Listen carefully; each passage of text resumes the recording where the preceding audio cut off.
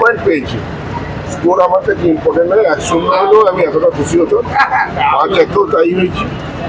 আমি বলেছি আমরা পর্তুগালের গতিতেই এগোবো। তো 3 পয়েন্ট পেয়েছে, এটা ইম্পর্টেন্ট। তবে মোহামেডানকে আমি বলবো ভারতীয় দল নিয়ে, পুরোপুরি ভারতীয় দল নিয়ে ওরা যে লড়াই করেছে, আমি ওদের অভিনন্দন জানাবো। চেষ্টা করেছি, প্রথমে ওরা গোল দিয়েছে এবং প্রত্যেকটা ছেলে লড়াই করেছে, লাস্ট মিনিট অব্দি লড়াই করেছে। গোল খেয়ে ওরা যে দমে গেছে, ছন্নছাড়া হয়ে গেছে তা নয়, কিন্তু খেলাটা ভালোই হয়েছে। আমাদের স্কোরিং এবিলিটি আমাদের টিমের অনেক বেটার, সেই জন্য আমরা এতগুলো গোল করতে পেরেছি। কিন্তু ওরা যথেষ্ট ভালো চেষ্টা করেছে। 3টে ম্যাচে শীর্ষে থাকলাম আর জয় থাকলাম ইম্পর্টেন্ট নয়। আমি যেটা আগের দিনও বলেছি, এখনো বলছি, আমাদের ধীর গতিতে এগোতে হবে।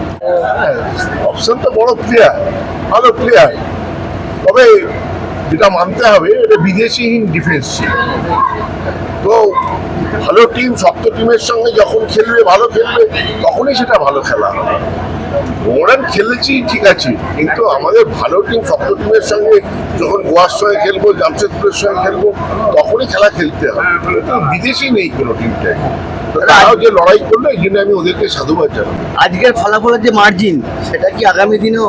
না, মার্জিনটা কোনো ফুটবলের মার্জিনের কোনো লিগ, আমি বারবার আগের দিনে বলছি, লিগে 3 পয়েন্ট ইজ ইম্পর্টেন্ট। মার্জিন তো ঠিক আছে, আজকে 5 গোল দিলাম, 1 গোল তো খেয়েছি, সেটা ঠিক আছে, কিন্তু মেন হচ্ছে 3 পয়েন্ট পাওয়া। আর দেবাশিসদা, ডিমির গোলটা কি বিশ্বমানের গোল বলে কি মনে হয়? ভালো গোল, বিশ্বমানের গোল আমি বলবো না, ভালো গোল। দূর থেকে দিমি এরকম গোল করার চেষ্টা করে, আগেও করেছে, এবারও করেছে। দেবাশিসদা, এরকম ছোট টিমের এগেন্সে যখন গোল দেবে, ছোট টিম বলতে শক্তির দিক থেকে এখন অনেক ছোট, সেদিক থেকে এই যে 1 গোল কনসিড করলে, সেটা কি কোথাও গিয়ে ডিফেন্সের দুর্বলতাটাকে ধরে তুলছে? না না না, একটা গোল হতেই পারে।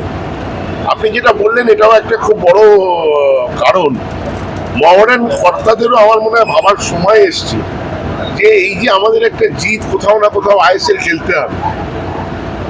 আমাদের যদি সেই সামর্থ্য থাকে, তবেই আমার মনে হয় আইএসএল খেলা উচিত। আমি মোহামেডানকে আমি প্রথম কথা ধন্যবাদ দেবো যে তারা খেলছে, কিন্তু আমার মনে হয় প্রপার টিম নাহলে এই বড় ক্লাবের তকমা, যেটা আপনি বললেন, বড় ক্লাবের তকমা আস্তে আস্তে কিন্তু মোহামেডানের পাশ থেকে খসে যাচ্ছে। জয় মোহনবাগান!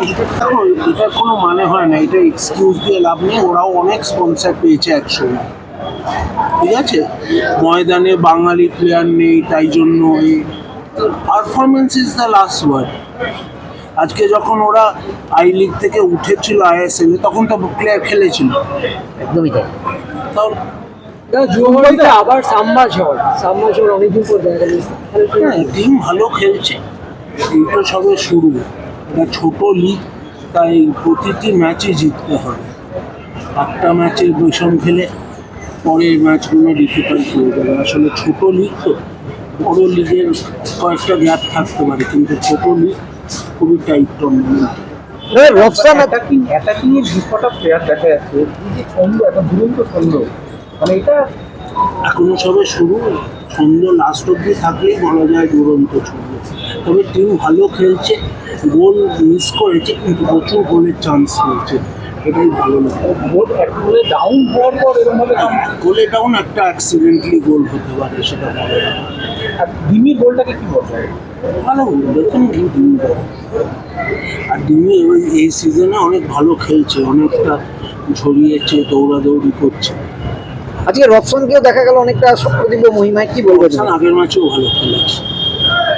তোমাদের কথায় সময়মাটা কি সেটা তো আর বুঝে যায় না, কিন্তু রফসান আগের ম্যাচও ভালো খেলেছে। কোচ বদলটা কি এই প্লেয়ারদের খেলার মধ্যে এফেক্ট করলো? কোচ বদল, শোনো, সাংবাদিকরা যখন লেখে, সাংবাদিকের বসের চেঞ্জ হলে কি সাংবাদিকদের লেখাও চেঞ্জ হয়ে যায়? খুব প্লেয়ারদের মধ্যে মশলা থাকলে প্লেয়াররা ঠিক খেলবে।